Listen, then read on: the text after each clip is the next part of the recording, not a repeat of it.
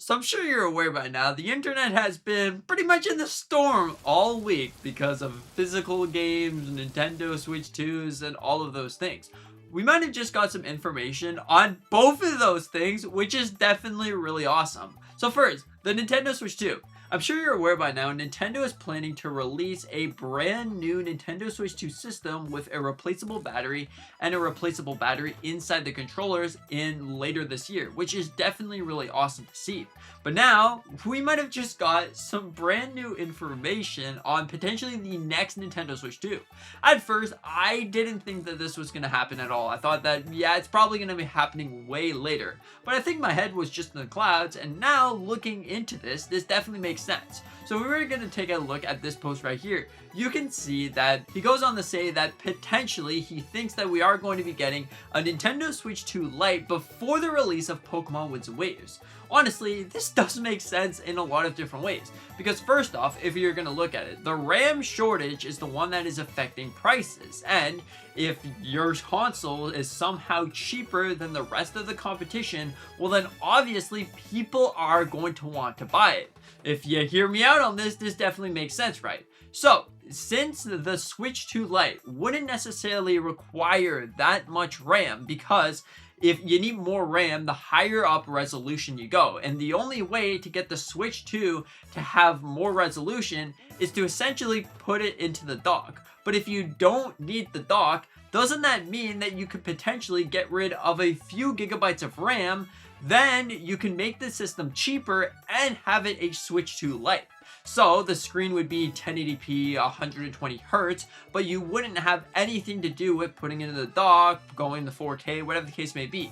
It would still be essentially as powerful, but not as powerful in the same way, because the reason why the Switch 2 is super powerful is when you put it inside the dock, you get that 4K, you get that nice upscaling that takes over. You would still technically have that, but it wouldn't take as much memory, if that makes sense. Also, if you were going to look at it, Pokemon has always been a game that you like sort of carry everywhere around. You go and trade with one friend over there, you go and trade over here, you take your Pokemon games on the go. Just look at the original Pokemon Red and Blue. That was a factor that really took into consideration, and you can still see that to this day.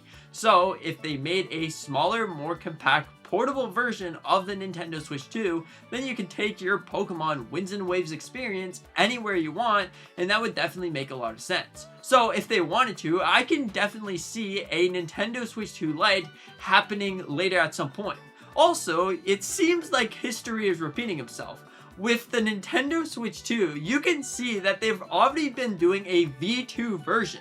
If you look at it, you can see that this also happened with the Nintendo Switch 1. The original Switch got a V2 version roughly in 2018. And then in 2019, we got the Nintendo Switch Lite. Does that sound familiar? Well, in 2025, we got the original Nintendo Switch 2. In 2026, we're getting a V2 version. And in 2027, a Switch 2 Lite, potentially. All of these things are definitely a great sign for the future of Nintendo. I'm honestly really excited to see a Switch 2 Lite because the Lite system was honestly fantastic. It was so light and comfortable to use, especially if you just play handheld mode all the time.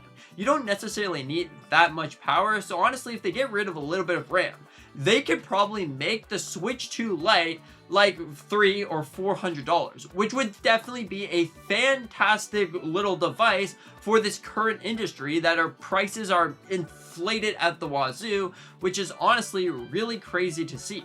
And you really look at it, the Nintendo Switch 2 is right now selling incredibly. So if we were to take a look at this chart right here, you can see that before last week, it was down to about 20,000 consoles sold.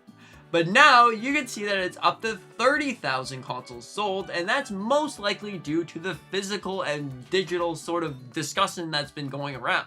And that's not the only thing that seems to be getting impacted by this entire thing.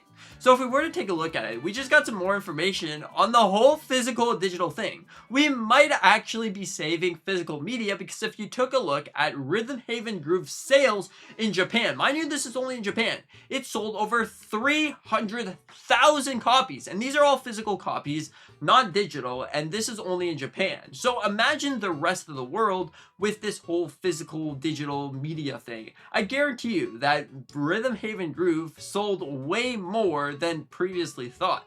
If you look at all of the other Rhythm Haven Groove, this is the biggest Rhythm Haven game ever. So that's definitely great to see that physical medias are really selling well again, and hopefully this continues. Also, I find this to be really interesting. The sort of main cause of the Sony essentially getting rid of it, they had to make it clear that the new God of War game is going to be on a physical cartridge or a physical disc, which that right there is definitely really interesting. I find it weird why they decided, yep, you know, it's going to be there, even though they clearly said in the post, hey, 2028, we're getting rid of physical disc and stuff like that. You can also see the rise and the growth of physical Blu-ray discs are selling more.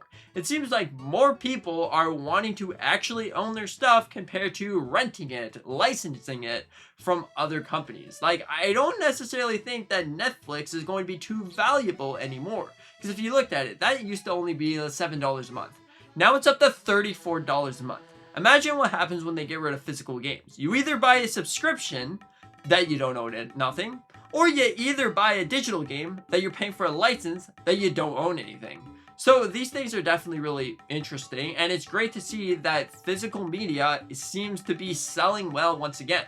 Everybody put their differences aside, called it a day, and called it a truce. So console wars kind of went up to a pause, and everyone was like, we have to team up with each other. Physical media has to stay. So you can see throughout Twitter and X and the internet as a whole, you can see that everyone is like, physical media has to stay. I want to own something. I don't want to wake up one morning and own nothing and you will be happy. That seems like the current trend that most companies want to go into.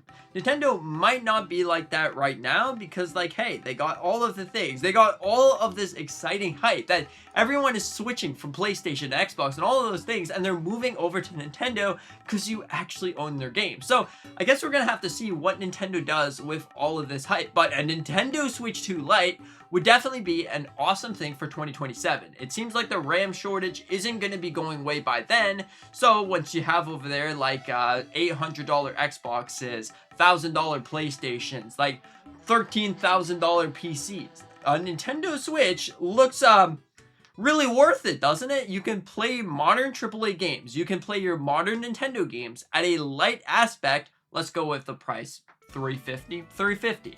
So right now, the Switch 2 has about, I believe it's 12 gigabytes RAM.